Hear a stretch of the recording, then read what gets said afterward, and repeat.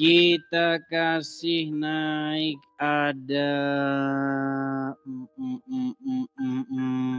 sebentar ya.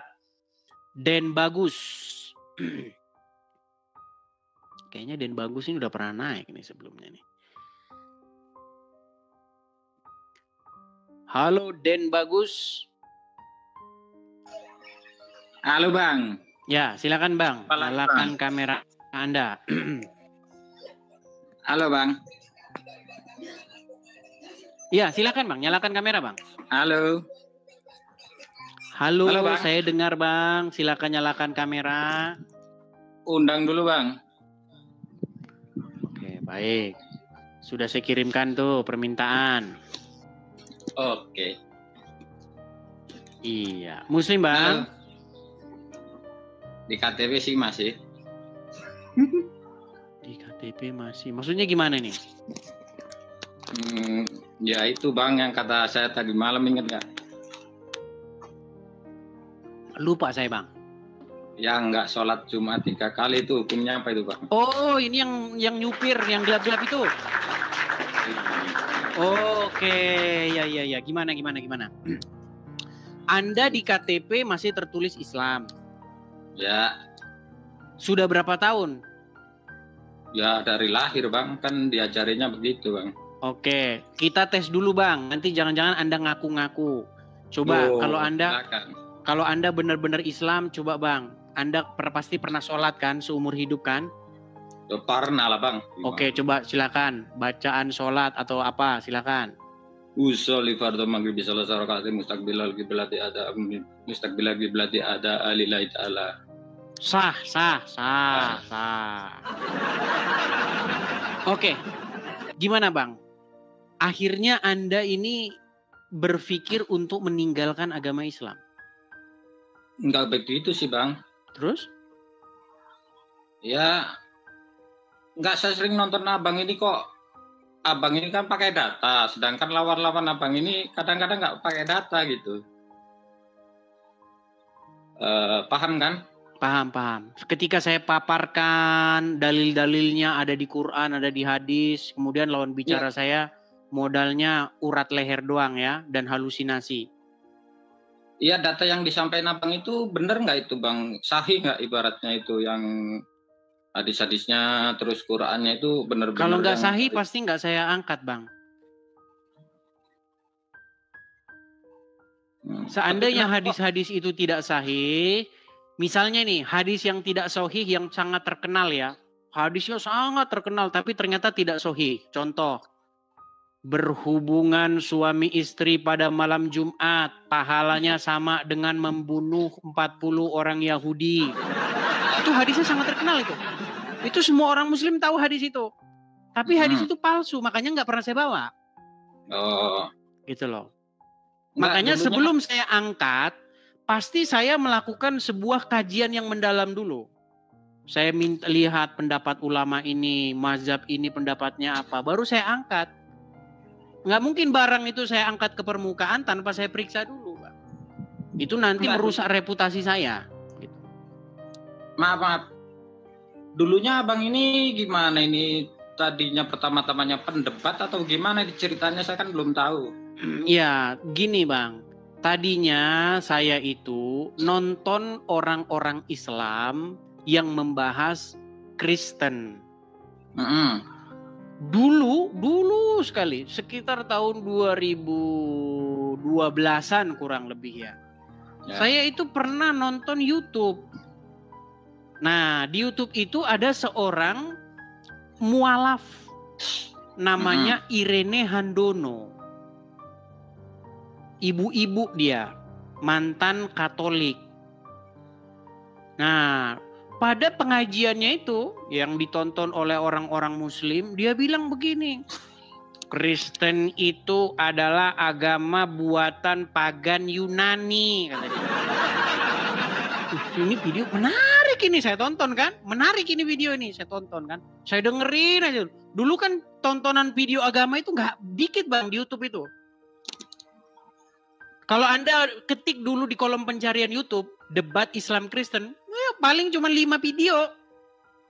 atau diskusi Islam Kristen itu paling cuma 5 video, dikit banget dulu zaman dulu. Nah, saya tonton lah kan. Ini menarik ini. Nah, saya pelajarin. Sambil di balik itu saya ada sakit lah, ada sakit, sembuh dari sakit. Setelah itu baru saya pelajarin kan, saya baca Bible, saya baca Quran, saya bolak-balik baca. Terus kesimpulan saya tahu nggak apa? Kesimpulan saya orang Islam harus sembuh dari kegilaan. Gimana? Jadi ternyata setelah saya tahu, oh ternyata Irene Handono ini sakit jiwa.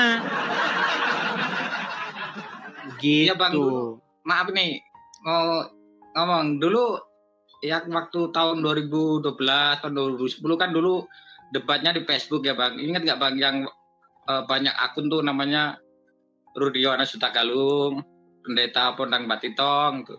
Iya, dulu saya itu mulai terjun ke diskusi lintas agama itu tahun 2012 ke atas, 2012 ke sini. Gitu. Ya. Nah, terus waktu Abang pernah nggak itu kena kayak dibully atau bereksekusi gitu? Dipersekusi? Iya. Oh iya. Kayak... Jelas, orang Muslim kan suka mempersekusi orang. Itu maaf ini tanya lagi nih, sorry nih, Bawel ya. Karena data yang disampaikan salah atau yang nggak terima gitu, apa Abang dianggapnya menghujat doang gitu? Gini, orang Muslim yang mempersekusi saya itu adalah orang-orang Islam yang biasanya pemabuk, ya kan, overdosis agama, ya tukang maling begitu. Kalau dia ngerti agama nggak berani. Karena kalau dia ngerti agama, ya dia tahu yang saya omongin itu bener, ada dalilnya.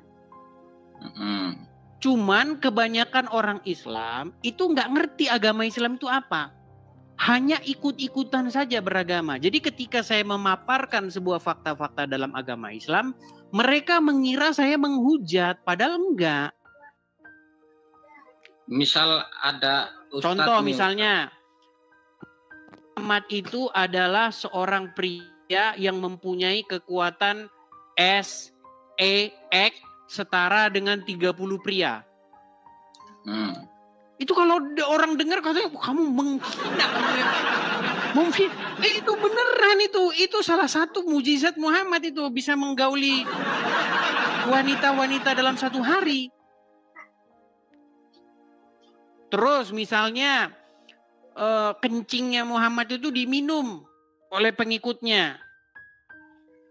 Bahkan keringatnya Muhammad itu dijadikan parfum oleh para pengikutnya.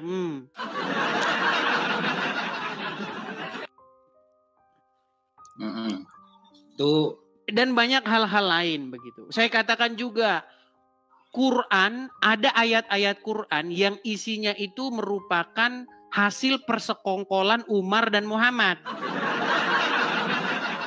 Ya, yang kayak berhijab gitu kan kata Abang tuh. Emang ada. Ya banyak hal. Nah, kan ketika saya utarakan itu, orang-orang Islam awam yang nggak tahu bahwa itu benar, langsung mempersekusi saya. Ketika saya bilang Muhammad pernah mau mencoba bunuh diri, langsung disangkain saya menghina. Padahal itu ada semua dalilnya. Begitu.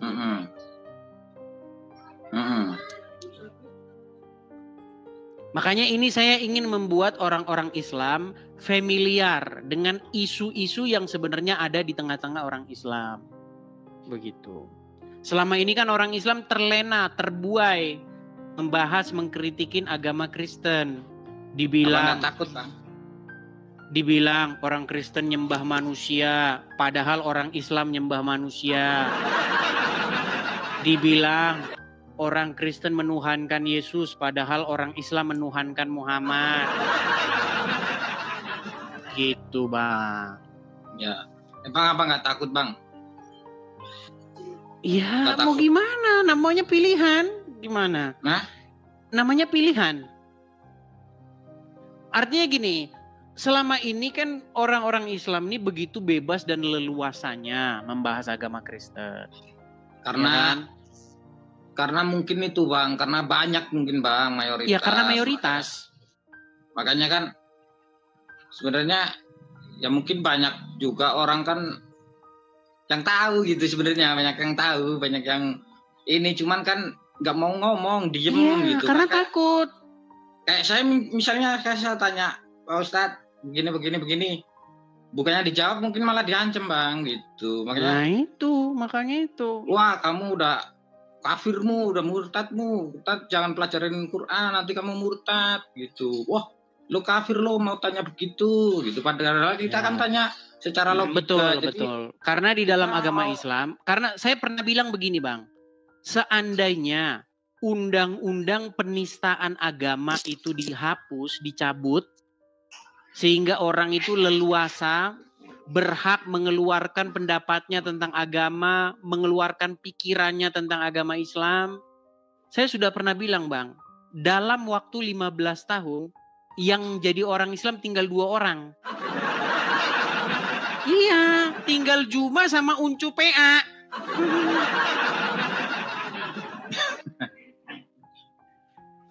Jadi yang melindungi atau yang membuat Islam masih tetap eksis, masih tetap bisa berada di dalam negara, itu adalah undang-undang penistaan agama.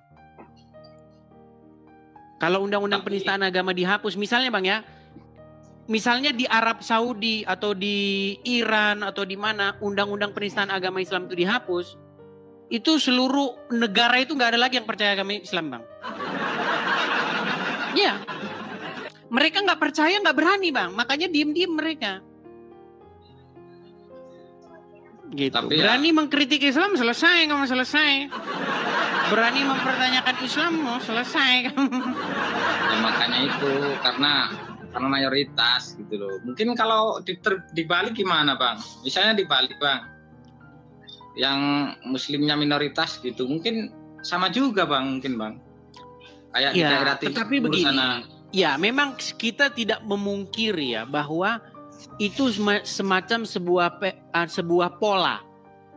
Sebuah pola bahwa biasanya yang mayoritas itu cenderung menganiaya yang minoritas. Itu saya akui itu terjadi di mana-mana pun.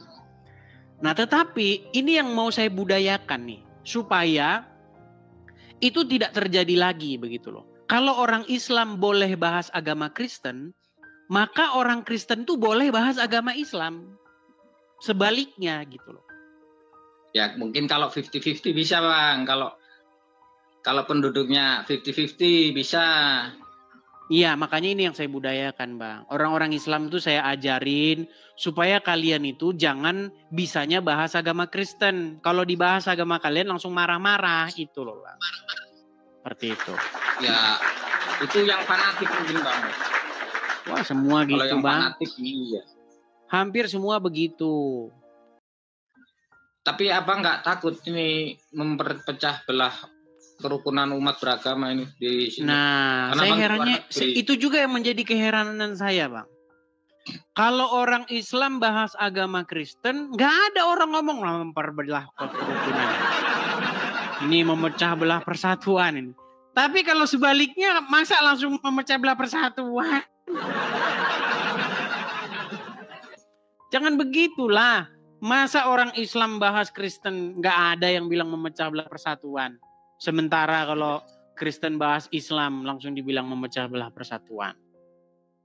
Gitu. Kan udah banyak tuh Bang kasus berantem itu dulu itu tahun 2000-an itu di timur itu kan banyak berantem itu. Dulu malah nggak ada media sosial Bang. Dulu nggak ada seperti ini media sosialnya. Yang dulu konflik itu loh Bang, takutnya begitu Bang. Ya makanya di sini saya didik supaya orang-orang itu menjadi dewasa. Jadi yang berperang itu ini loh, gagasan argumen kita yang berperang, bukan fisik kita. Itu sama kok Bang dengan debat capres, debat politik, itu sama. debat partai, misalnya visi misi partai A dengan visi misi partai B, dua-duanya punya ini. Itu saja yang diperdebatkan argumennya. Kalau debatnya mah saya udah dari dulu Bang, dari zaman Rudi Yohanes Hutagalung RYH itu sama Pendeta Kondang Patitong segala. Iya, yang ingin saya utarakan begini, kenapa kok harus adu fisik? Berarti kan yang adu-adu fisik itu adalah orang-orang yang mohon maaf ya bodoh begitu. Karena apa? Karena kita ini memperdiskusikan sebuah mengemukakan argumen, jadi lawan dengan argumen gitu. Kalau saya emang nggak punya data, jadi saya nggak bisa nyanggah lah gitu. Gimana? Ya. Abang pakai data, sedangkan saya mau ngeyel, lah data saya mana gitu kan? Nggak ada, sedangkan abang kan pakai data. Wah, nggak bisa lah saya menyanggahnya. Gitu. Tapi intinya ini Anda ini mau keluar dari agama Islam atau bagaimana? Oh takut abang, nanti dikeroyok saya. Ngaco abang. Nanti bacok saya. Nih, dari keluarga pasti menentang, sedangkan nenek saya haji, ibu saya mau haji. Terus tetangga, saudara, lingkungan, kan nggak mungkin saya begitu. Tapi di hati kecil Anda gimana? Anda masih percaya Islam? Ya ikut yang lain aja lah gitu, ikut kebanyakan. Cuman satu lagi nih sebelum turun nih. Iya. Iya silakan. Kan namanya Quran sama Bible itu kan kendala dari bahasa ya Bang. Betul kan? Kendala maksudnya? Kendala di terjemahan. Terjemahan itu kan nggak sepenuhnya benar. Gitu kan. Terus harus ditafsirin. Sedangkan kata abang Nabi Muhammad maaf ini ya, bentar. Kata Muhammad Rob itu kan ya saya kurang tahu lah. Coba kalau tanya satu nih. Lord kan Yesus kan Lord ya di Bible-nya ya, Bible bahasa aslinya ya. Terus diterjemahinya itu Tuhan apa Tuan gitu Bang? Ya sama aja Bang, Tuhan sama Tuhan itu sama aja. Enggak, maksudnya kan dulu tahun 60-an lah ya, tahun sebelum penjajahan kan bahasa Indonesia belum ada nih. Bahasa Indonesia Tuhan itu kan belum ada tuh Bang. Iya. Adanya Tuhan, dewa. Jadi Tuhan apa Tuhan? Ya itulah makanya saya bilang kalau kita mengkaji bahasa sebenarnya Tuhan sama Tuhan itu ya sama aja. Hanya saja belakangan ini orang-orang berpikir bahwa itu dua kata yang berbeda. Kalau dulu sama itu Bang. Sama dengan tahu dengan tahu.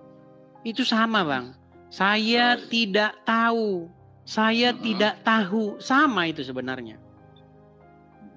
Ya, cuman kan kalau dulu sekarang tahu itu mengerti, tahu itu makanan. Begitu. Bahasa itu terus berubah Bang. Begitu. Iya, bahasanya maksudnya namanya kitab kan kitab bahasa asing itu ya. Kan susah itu kalau misalnya di enkripsi lah gitu, ibarat kata canggihnya lah gitu. Kalau di enkripsi langsung kan susah, itu nggak ada kodenya. Makanya harus ditafsirin, harus pakai ilmu ini segala macam. Kalau kita pelajarin itu umur kita nggak cukup, kata Ustaz. Iya, tapi intinya saya sudah membaca, saya sudah meneliti keduanya. Saya punya pesan saja bahwa Al-Quran itu isinya itu banyak menjiplak dari Bible. Begitu. Dan itu diakui oleh para akademisi, itu diakui oleh para pakar-pakar yang meneliti dua kitab itu.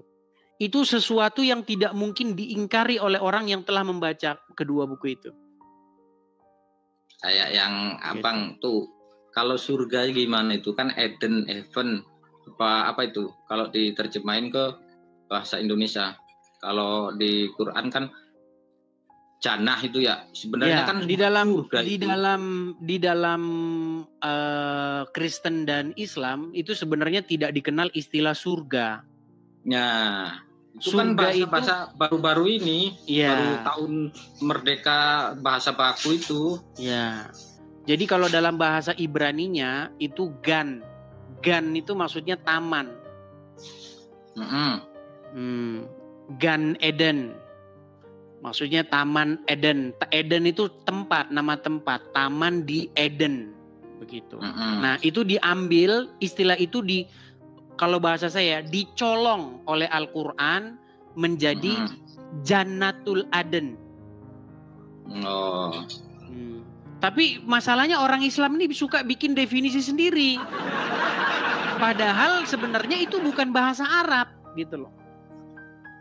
Iya, kendalanya di bahasa itulah. Iya, jadi Al-Quran itu mengandung bahasa-bahasa asing begitu. Bahasa-bahasa yang dia itu nggak ada di dalam bahasa Arab. Begitu. Oke lah. Itu aja Bang, cuman pesennya itu aja Bang, jangan sampai ada gontok-gontokan ya. Iya, kalau itu betul. Setuju. Kita yang didiskusikan ini saja ya. Oke ya. Oke, saya turunkan ya, Dan Bagus ya. Cukup ya. Baik, terima kasih Dan Bagus. Iya, seenggak-enggaknya dia bagus lah kan. Nah, kalau kita diskusi bagus kan seperti itu.